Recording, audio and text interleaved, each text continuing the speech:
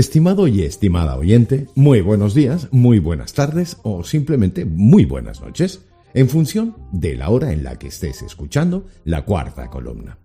Una vez más se cruzan nuestros caminos para que juntos vivamos y disfrutemos de momentos inolvidables. Y es que en el día de hoy nos gustaría adentrarnos en un periodo de grandes aventuras, hazañas imposibles, horizontes inalcanzables y épicos para la inmortalidad. Hoy, con vosotros en la cuarta columna, la Primera Cruzada, año 1096-1099. Bienvenidos a la cuarta columna, con José Luis Dumas y Daniel Condorcet.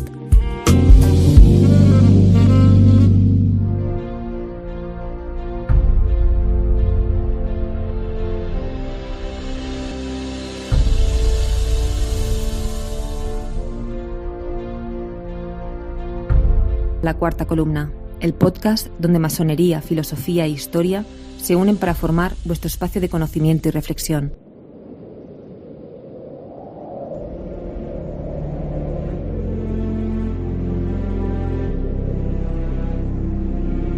Corría el verano del año 1095 y el Papa Urbano II se prometió a sí mismo dar una sacudida importante a la política acuciante y a las causas polémicas que estaban sucediendo en la cristiandad. Sin pensárselo demasiado, reunió a su corte y trazó un itinerario por el corazón de Europa, con 3 claros objetivos. Su primer objetivo, criticar públicamente la figura del rey de Francia, Felipe I, quien había sido sorprendido en diferentes situaciones adúlteras. El segundo objetivo, criticar abiertamente la figura del emperador alemán por el enquistamiento del conflicto de la querella de las investiduras. Y en tercer y último lugar, aprovechar el viaje para promulgar la liturgia y el mensaje doctrinal.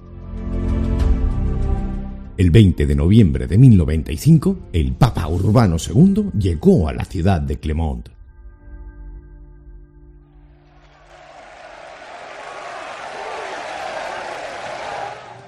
Las masas de fieles se congregaron a su llegada, recibiendo a algunos nobles y príncipes. Finalizó su estancia el 25 del mismo mes, con un último sermón cuyas últimas palabras cambiarían la historia de Europa hacia un punto de no retorno.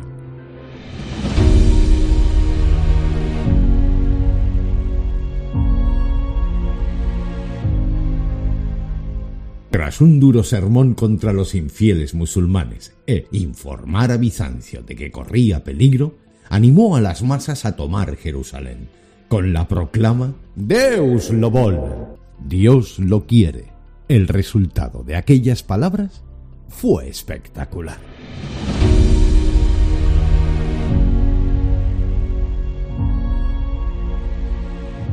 A principios de 1096, unos 20.000 jóvenes, liderados por Pedro el Ermitaño, un clérigo desconocido pero con un verbo muy afilado, lideró la expedición para reconquistar Jerusalén.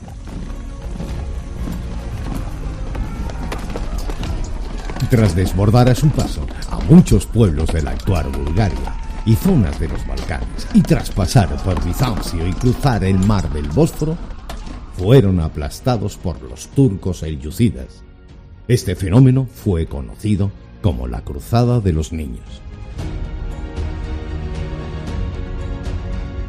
Meses después, la verdadera cruzada fue formada por los grandes príncipes de Europa, quienes tomaron la cruz y se convirtieron en los cruzados.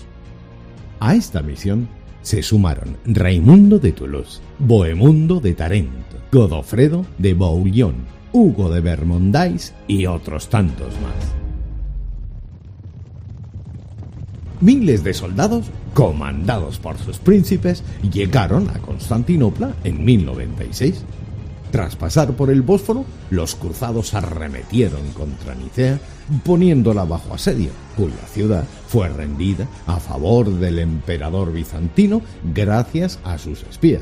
Y para cara estupefacción de los cruzados, quienes no encajaron nada bien el suceso. Al año siguiente, en el 1097, el emperador selyúcida se propuso aplastar a los cruzados y ambos ejércitos se vieron las caras en Dorilea. La batalla duró solo un día.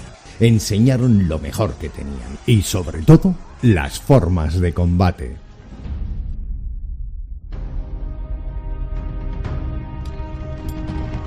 Mientras los cristianos se tiraban en trompa con la caballería pesada, los turcos utilizaban sus formidables arqueros, abrumando con mantas de flechas y recogiéndose en repliegues de medio arco para volver a arremeter una vez más.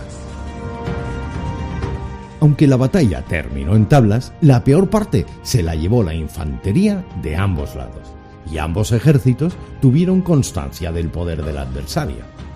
Para el año 1098, el interés de los príncipes cruzados se había centrado en la importante ciudad de Antioquía, cuya grandeza y prestigio se remontaba siglos atrás.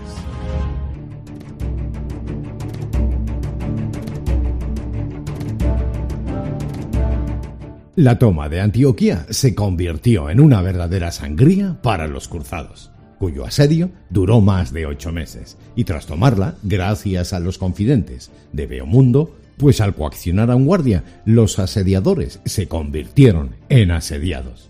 Y para liberarse de semejante asedio, la anécdota que se dio no dejará indiferente a nadie. Asistimos, pues, a uno de los grandes fraudes de las cruzadas. Un clérigo llamado Ademaro fingió encontrar en la ciudad la lanza de Longinos, aquella con la que asestaron el último golpe en la cruz a Cristo. Tal fue la interpretación de que aquello era una señal de Dios, que miles de soldados cruzados, hambrientos y masacrados por meses de duros combates, salieron de las murallas de Antioquía para enfrentarse a un ejército turco que les doblaba en número. Según recogen las crónicas, los turcos, al ver el fervor y ansias de combate de los cristianos, se retiraron del campo de batalla. La toma de Antioquía, que duró más de 8 meses, se convirtió en la gran prueba de fuego de la primera cruzada. Tras la toma de la prestigiosa ciudad, lo que quedaba en los ejércitos cruzados se enfocó en el gran objetivo de la cristiandad de Jerusalén. A principios de julio del año 1099, los ejércitos cruzados, comandados por Raimundo de Toulouse y Godofredo de Bouillon, librando feroces combates, se lanzaron hacia las murallas de Jerusalén. Finalmente, el día 3 de julio fue tomada por los cristianos, llevando a cabo una de las peores matanzas de civiles.